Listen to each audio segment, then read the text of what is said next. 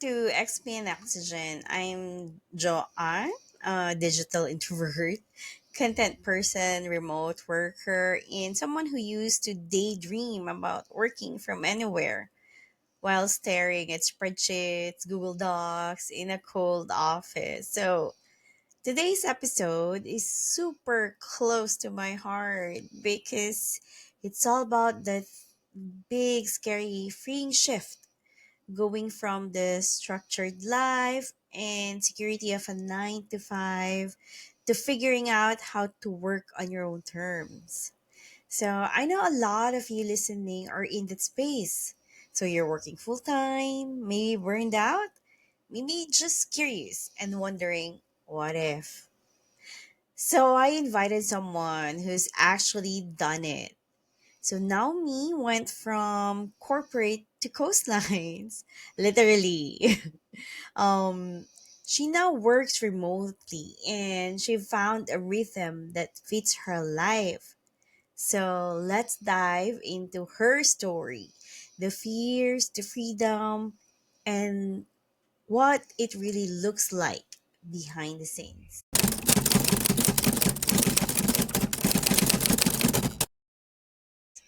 Hi now. I'm Hi, glad Ate you're Jo. here. So, you just got back from Canada, right? Yes, actually, a couple of weeks we arrived from Canada, and then we went on another trip. It was a remote island in Quezon called Balasan Island. So we were staying there for a few days, and then got back to Cebu a few days ago. Wow. Quezon province is actually my province growing up. Really? Yeah, I used to live there until I was 17. Oh, Oh, backstory. Yeah. wow. So, Nice, nice. before we dive into any questions, because I have prepared a lot of questions for you, because I think your life is very interesting and our listeners can like gain a lot from it. So, can you like give us a bit of your background, like what you're doing now, and your hobbies? Just a little thing about you.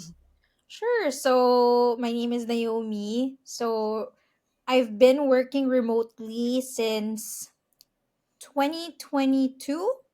So it's been 3 years. Yeah, 3 years of working remote. Actually, 2020.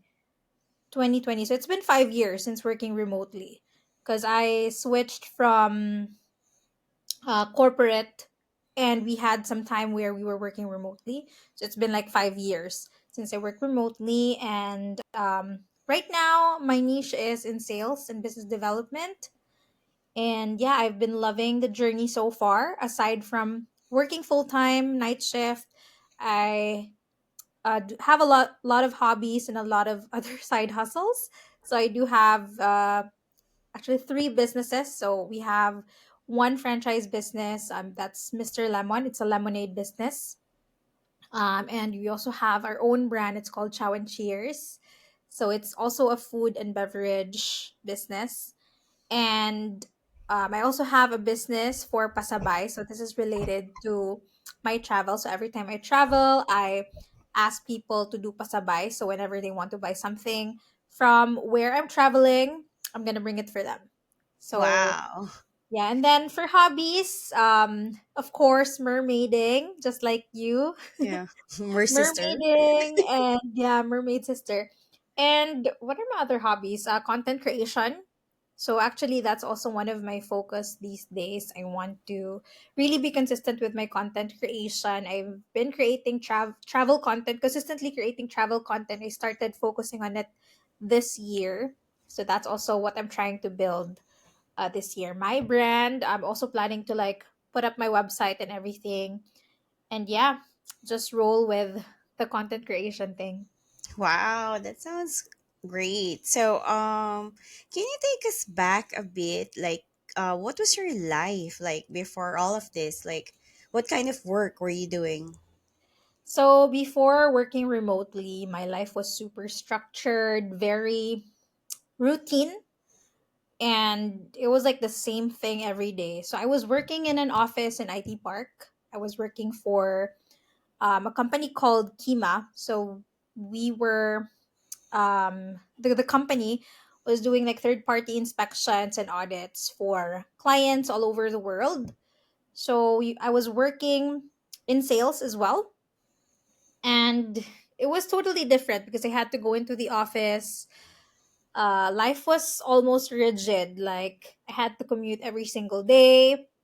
I was tied to a physical desk, and I often felt like I didn't have enough time left for other ventures, other hobbies. So, every day I wake up early in the morning, prepare, go to work, and then at the end of the day, it's already 7 p.m. because my shift before was like 10 a.m. to 7 p.m. So, when you go home 7 Mm-hmm. p.m., there's no Yeah. time left to do other stuff. There's no time left to do your hobbies. So, yeah, it was pretty routine, pretty boring, very predictable. It lacked the flexibility and, eventually fulfillment. Because even though I love what I did, I love my workplace. The workplace environment was pretty good. Um, the routine was just not Mm-hmm. for me. So I Yeah. wanted to do a whole lot of other things aside from working 10 to 7 every single day and doing the same thing every single day. Yeah, I hear you. Like, I think so many of us can actually relate to that routine. Wake up, commute, work, True. repeat, and Yeah. then at the back of our mind would ask like, is there something more? Like, you can't just leave, right? So, Yeah, and aside from that, like Cebu traffic is mm-hmm. crazy. So that itself will already drain you. Like you're not in your workplace yet, but you're already super drained because of traffic. Yes, That's also one of especially the like for example nowadays it's like it keeps raining and yeah. there's flood there's flooding and all that. So yeah, so what was the first moment that that made you think, okay, maybe I want out? Like what made you want to leave corporate life? Good question. So actually my corporate life, it was pretty stable, although it was routine. Like I was already at the point where I was earning like not much, but enough to like live my life. I had extra money for some domestic travels, like not really international travels.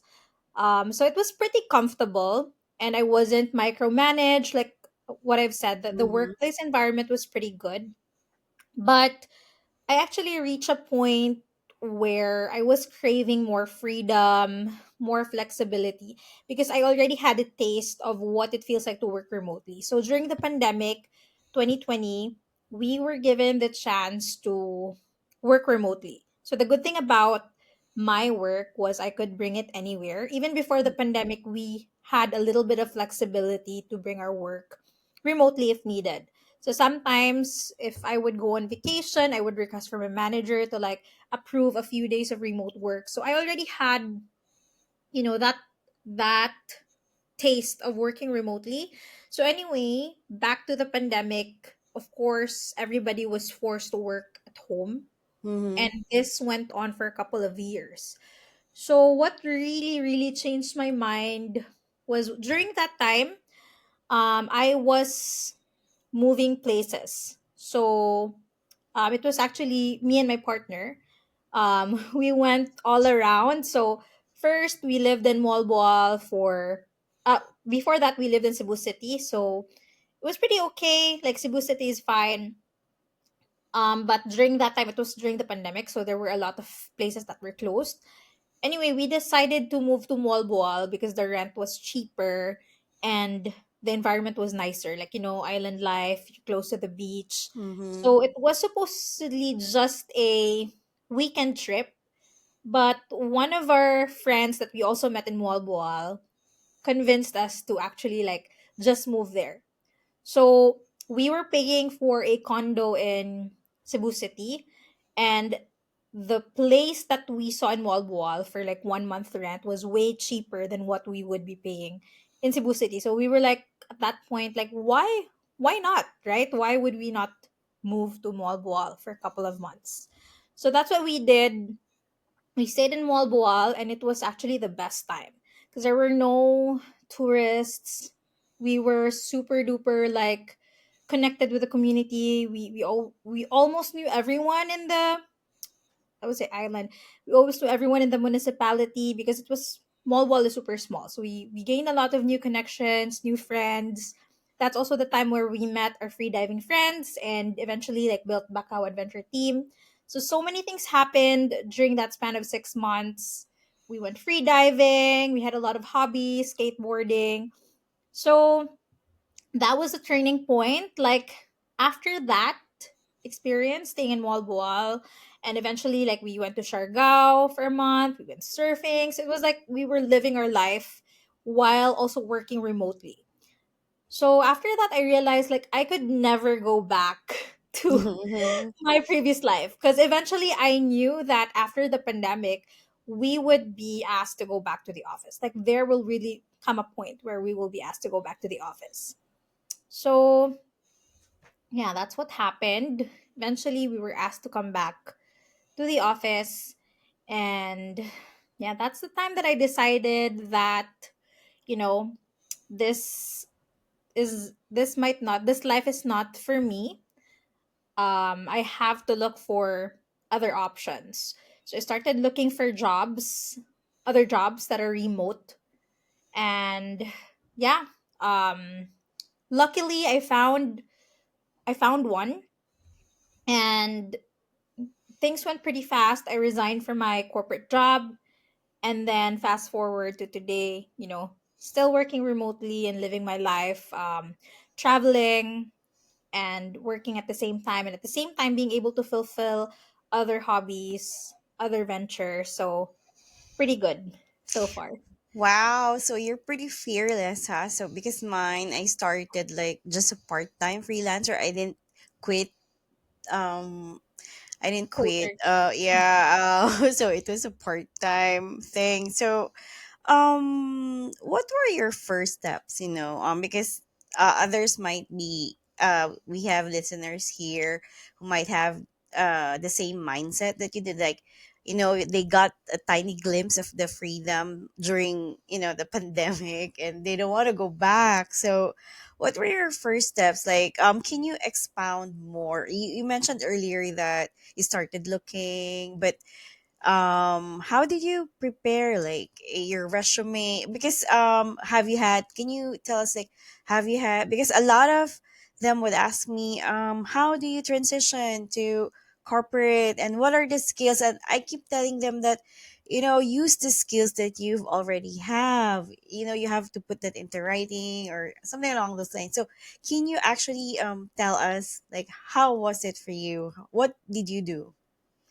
Very good question. So, actually, I didn't like quit cold turkey. So what I did while I was still working my corporate job, I used my, because since I'm working remotely, less travel time, I have a lot of time after work. I used that time to actually build on my skills. So I took Mm-hmm. courses online, and I also took before I took like a part-time gig at night. So I was working 10 a.m. to 7 p.m. And then one of my friends like asked me, "Are you interested to like try like a side gig?" So the thing about that was it wasn't a paid gig. So it was actually Mm. commission based. So they were asking me to call, like cold call Mhm. clients, potential clients. So that was my first remote gig. So I took a risk. Like even though I would not be paid, I want to like, try practice my skills. Eventually it didn't work out because the business was fairly new, but I did work for them for around a month. And that was like one of the things that really like I learned a lot during that time while working, even though I wasn't paid.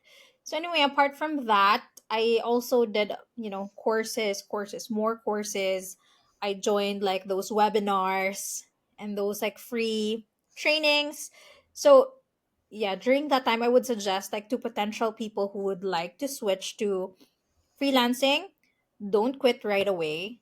Build your skills while you still have that, corporate job. You still have that stability because that's the thing about people are scared about. They're scared about losing the stability of having a corporate job because, of course, if you have a corporate job, it's more stable, get the benefits and everything. Whereas for freelancing, you could lose a client anytime. Mm-hmm. So that's what I would suggest. Don't quit right away. Start building your skills. Take part time gigs if you can. It's going to be a lot of hard work at the start because you have to, juggle both things at the same time. But I promise you it will be worth it. Just really invest, start, working hard during that time that you still have your corporate job. Really use that transition period to build on your skills. Learn, learn, learn. That's perfect. Yeah, so you mentioned earlier that it's not easy, like it's unstable working online. So which I agree. So I've experienced that too. So are there any other roadblocks that came up early on for you when you transitioned to working from home? To be honest, one of the roadblocks, like just really with the stability, because I wasn't sure what I was getting into. It was like my first gig. So I was Mm-hmm. like, okay, I don't know what's gonna happen. I don't have like in the freelancing world, like you don't have the government benefits. You don't That's have true. big, etc. You have to file it on your own. So it's not everything is sure, but what I can really also advise to people who are trying to look for remote jobs is don't be impatient. You have to find the right client because if you find that one premium client that can Mm-hmm. change your life, like you wouldn't need a lot. You just need like one premium client that you can that will trust you, that you can build your skills with, and not just you contributing to the company, but you also learning from the company. So yeah, that was a roadblock. I was really really scared of the you know it's not assured that I would even pass or like do well with the role, because the role that I applied for was totally different from what I used to do. So I used to manage teams prior to, like, in my corporate job. I used to Mm-hmm. manage a team. I was like already like in a senior level. But then when I started freelancing, of course, I would start at the bottom. So that was one thing that was also a roadblock. Like it seems like, you're demoted, like from a senior level. You'd start from scratch. So Mm-hmm. that's also one of the challenges. But eventually, you'll definitely grow along the way if you just really, really do your best and work hard. Yeah, so a lot of people I think would assume that when you transition to online, so what you were doing from your corporate job would be the same level, or which is not the case, because we don't have it figured out when we start, right? So Exactly. honestly, yeah, at the very beginning it's kind of messy, like there's a lot of fear, like you mentioned, and roadblocks.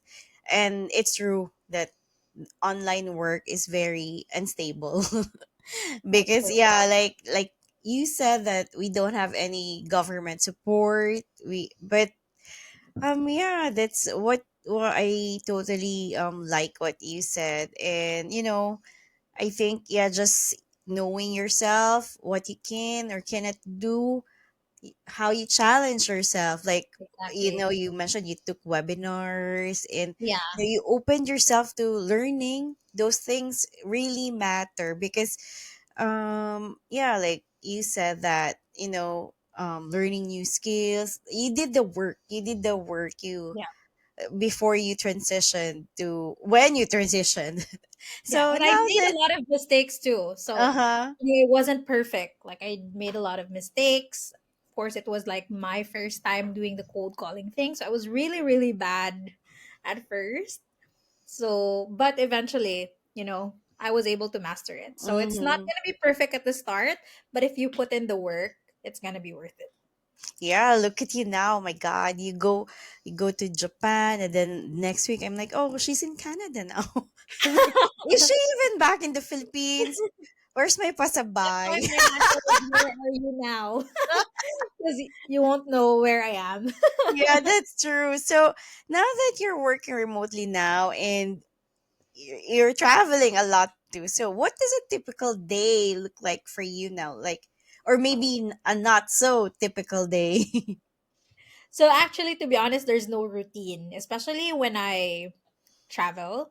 So as much as possible, when I travel for example, like for leisure, like if it's like somewhere that I've never been, for example, Japan, Mm-hmm. that's a type of country that I would really take a vacation leave. Like I wouldn't Mm-hmm. work and travel because like I don't wanna, wait, because the thing with remote work, one of the setbacks, of course, most likely you'd be working night shift. So that's the only challenge. Working night shift is not for everybody. It's not for the faint of heart. It's a risk to your health. So you really have to build good habits to be able to maintain that lifestyle. So that's also one thing that I failed to mention. Like that was a big change for me, like working night shift. Although even before, I'm already a night owl, so it's not much of an adjustment. Because even before when I was working a day shift, I would still sleep like 3 a.m. So just a little bit more, I would already have like a full graveyard shift. So that's a thing. When I again travel to like places I've never been before, there are places that are like travel and work type of countries. So for example, like Vietnam, Mm-hmm. Thailand, those are the places that I would just go and kind of like work at night and sleep. And then during the day, like in the afternoon, because I wake up, what my typical day looks like is after shift, I sleep right away. So 5 a.m. by 5 a.m. to like let's say 12 noon. So I would get a 7 hour sleep. So by noon I would wake up and then start my day. So that's how I schedule my day. So when I travel, for example, like I mentioned, like countries like Vietnam, Thailand, I would, you know, not care too much about the itinerary because I've been there a lot of times. I don't need to go to the touristy places. Compared to if I'm in Japan, our schedule is super duper jam packed. Like we have a lot of activities to do. So it's really impossible for me to, work and travel at the same time. So that's also one thing. You have to know, like if you're traveling, you have to assess first if it's somewhere that you can balance your work and your travel, because I also do not want to compromise my work. I Mm-hmm. don't want to like feel tired because I've been traveling. So as much as possible, if it's somewhere that's like super jam packed, I would just take a leave. I Yeah. deserve the rest. But You if it's like somewhere actually. that I can just chill, Mm-hmm. I won't So take a leave. Just like do it, balance it. So you actually just busted one of the myth, like, oh, you can travel and work anywhere. Because I've been emphasizing, like I agree with you, and I actually do the same thing. That when you're in a new place, like, because there's a time that you really need to take a vacation, especially if you're working from home, because it's contrary to what other people think. Working from home, especially during night shift, is stressful.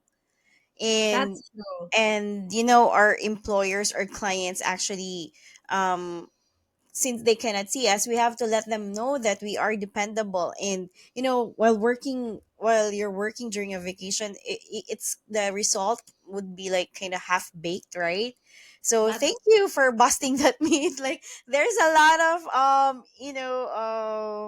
I don't know how to say this. Like, there's a lot of things out there in the internet that say, oh, you want to travel while working. No, we have to. Thank you for saying that, because there are travels that you just cannot work. You have to let yes. yourself enjoy that. Otherwise, Yes. you're defeating the You purpose really of Yeah, go ahead now. You really have to also value your rest. Like, Mm-hmm. you can't just like be working the whole year. You have to take your vacation leaves, you have to take rest because the rest is as important as being productive. So that's also one of the things that keeps me at bay, keeps me productive. Rest and really prioritizing sleep and, you know, taking my breaks. It's not just work, work, work all the way because Mm-hmm. otherwise you'd be super burned out if you'd be like working the whole time. It won't be a good experience. Yeah, perfect. So, aside for you mentioned that you need to rest and then you need to take a break. Are there any other routines, habits, or tools that help you stay grounded? For me, I just actually use Google Calendar and Slack. Those are the two things that I use. Reminders are super important for me, especially because like I have a lot of things in my day to day, like not just work. As I mentioned, I have a lot of businesses that I need Mm-hmm. to manage, so it's impossible to remember everything like on a day to day basis. So I have to rely on like Google Calendars, Slack to stay organized. So those are the two things that the tools that I use. And then what else? Um like really just taking my breaks. Like if I'm at home, I make it a point to like spend time with my dogs because that's really really therapeutic. Like they really really bring you a lot of happiness. So yeah, that's those are my Yeah. So I should say pets like dogs helps us stay grounded. yes, 100%. So if like someone is listening right now and they're stuck in their corporate job, but they've been thinking about transitioning to work from home, sorry, or online jobs, but they're too scared to make a Yeah. move. So what would you tell them? So, what I would suggest, start small. Don't quit cold turkey. You don't need to quit everything all at once. So, try working part time first. Build your skills during your free time, build your confidence. Try to, as I mentioned, try those digital courses, join those webinars, learn as much as you can because you can definitely leverage that in your resume. um it's okay to be scared because that just means that you are stepping into growth. So because when I was in that part of my life or in that point of my life, I was also scared. So just trust the process, trust that it's possible because it really is. Wow, I wish I had that kind of advice when I was just figuring things out. So, thank you for that now. But before we wrap, where can people follow you, your story, or connect with you? Sure. So I actually built a Facebook page. So it's called Cebuana Serena Adventures, so inspired by my mermaid persona. So it's on Facebook, and then for Instagram, my handle is Where Are You Now. That's where I document my travels, travel tips, hacks. So you can find me there. I'm trying to be as active as possible. And then on TikTok, my handle is still the same with my Facebook. It's cebuana.serena. And for future, it's not yet built, but I have a blog. It's going to be cebuanaserena.com. And I'll be sharing honest insights about remote work, my travels, my businesses, everything in between. So it'll be like one stop shop for everything that I want to share to everybody. Wow, thank you now. So you guys follow her, I follow her, and I love her content, especially her travel content. I don't travel a lot now because You I'm should, Ate yeah. Jo. We traveled before, remember, in Yeah, Dumaguete. yeah. Check So her you out. guys follow her because you'll feel like you're there with her.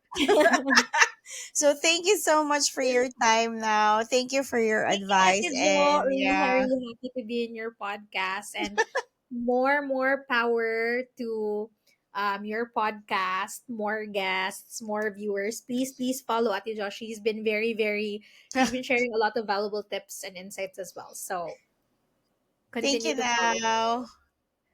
Thank you, Ate Jo. So thank you now for being here and for just being honest about the process. So if you're listening and you've been sitting on this dream to work remotely, to travel, or just to feel more in control of your time, I hope this episode gave you the push you needed. Also, if you're looking for help getting started, I made a little something for you, the Remote Work Starter Kit. It's totally free and includes the tools, job boards, and mindset shifts I used when I was just starting out. You'll find the link in the show notes. And don't forget to hit follow on Spotify or wherever you listen. I've got more episodes coming, more stories, tips, and maybe a few quiet reminders that you don't have to do life the loud way to live it fully. This is XP and Oxygen. I'm Joan, reminding you to breathe deep, stay curious, and go after the life that fits you. Talk soon. Bye.